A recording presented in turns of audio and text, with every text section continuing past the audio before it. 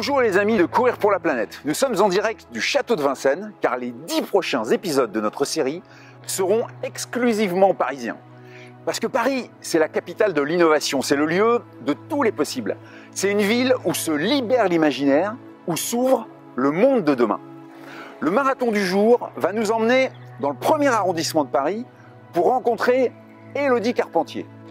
Avec son associé Salem Ghazeli, ils ont décidé de faire passer le cosmétique dans le nouveau monde. Vous êtes intrigués? Moi aussi. Alors c'est parti.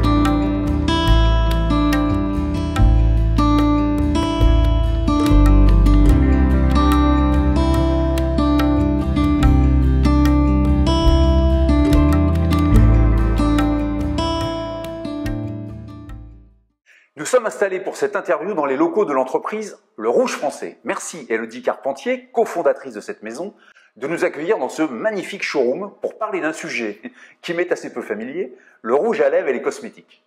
Sur le site de l'entreprise, on peut lire « Le Rouge Français propose un nouveau paradigme cosmétique en utilisant des pigments issus de plantes tinctoriales ».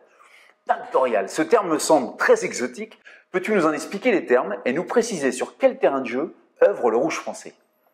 Bien sûr, bienvenue chez nous. Effectivement, nous sommes vraiment fiers de participer à cette aventure Courir pour la planète.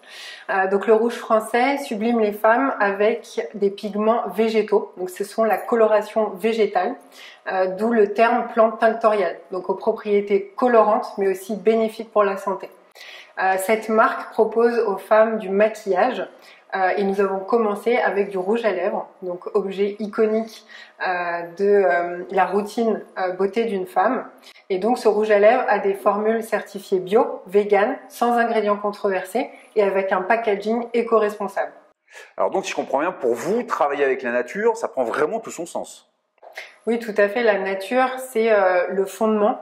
C'est vraiment pour nous le fondement de notre sourcing d'ingrédients, mais aussi de notre sourcing de packaging. Ici, on a notre produit donc, qui s'ouvre comme une fleur, donc issu de la nature. Et effectivement, c'est l'art d'offrir. On a cette fleur qui révèle ce pistil qui est notre rouge à lèvres. Et ce petit objet, n'est pas du plastique. C'est vraiment le premier matériau biosourcé végétal à l'huile de ricin. Donc il est transparent, élégant, mais il est aussi rechargeable. Donc vous avez un packaging qui est avec des ingrédients qui sont issus de la nature, du végétal, donc durable, et aussi qui va être recyclable. Donc on est vraiment sur une innovation mondiale qu'on a brevetée avec aussi bien la formule végétale que le packaging issu de l'huile de ricin. D'accord. Et la formule végétale, elle, c'est basé, les pigments, ça vient de quoi exactement? Alors les pigments, vous avez effectivement ces plantes tinctoriales, comme par exemple ici la garance, qui est une racine d'une plante qui va donner cette coloration, donc cette propriété colorielle, et qui a aussi des propriétés bénéfiques pour la santé. Le combat du Rouge Français, c'est vraiment de protéger la santé de la femme dans ses rituels au quotidien, mais aussi protéger l'environnement. C'est pour ça que ces plantes sont sourcées dans des environnements qui sont biodiversifiés, donc où tout l'équilibre en fait entre la faune, la flore et les populations locales sont réalisés. On parle ici d'économie régénératrice. D'accord. Alors j'imagine que quand on veut changer le paradigme d'un tel monde, il y a eu des freins. Est-ce que ces freins persistent encore aujourd'hui ou est-ce que vous avez la reconnaissance du marché aujourd'hui? Alors les freins, on en a eu pas mal au début, comme toute jeune start-up et surtout en France, avec la pandémie qu'on a traversée. Le territoire a été touché par la crise du Covid et la planète entière est devenue masquée. Et le masque, l'ennemi numéro 1 du rouge à lèvres, nous a vraiment mis une certaine embûche sur notre chemin. Mais comme vous dites souvent, il faut avancer. Donc pour nous, c'était très important de pouvoir apprendre de cette expérience. Et on a appris notamment à être flexible, à renouveler notre business model. Donc ici, vous êtes dans notre flagship en physique au cœur du quartier Place Vendôme. Mais pendant le Covid, on s'est réadapté vraiment à une stratégie full digital avec une communauté vraiment croissante sur les réseaux sociaux qui nous ont permis vraiment d'aller chercher les clients sur Internet, sur la toile et aussi de convaincre les acheteurs grâce à ça. Et aujourd'hui, c'est vraiment l'international qui est attiré par le rouge français. Et notamment, on va mettre toutes les voiles vers l'Asie, qui est notre prochain marché stratégique. Ok. Et pour terminer cette interview, Elodie, si je te donnais 42 secondes pour laisser un message impactant à nos auditeurs, ça serait quoi ce message ? Le rouge français sublime les femmes en mettant des fleurs sur les lèvres des femmes.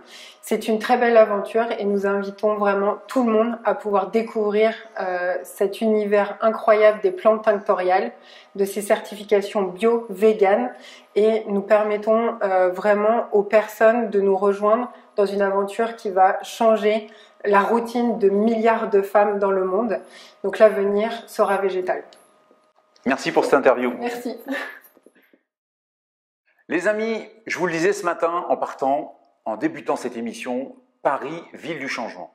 Elodie et Salem nous démontrent que tous les terrains de jeu sont ouverts au changement de paradigme. Il suffit pour ça de s'arrêter, de réfléchir et les solutions apparaissent. Elles sont simples et évidentes.